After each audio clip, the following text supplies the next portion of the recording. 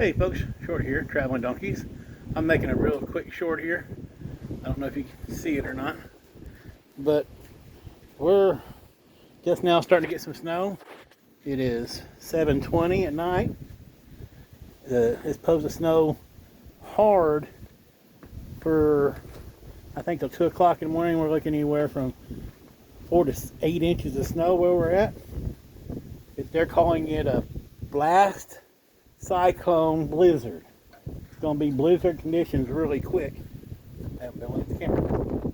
But, yeah.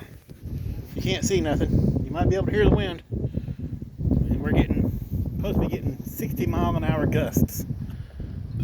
So I'm going to try to get a camera out, do a time lapse, find something that has light to it, and do a time lapse, and let you all see. Have a great night. God bless.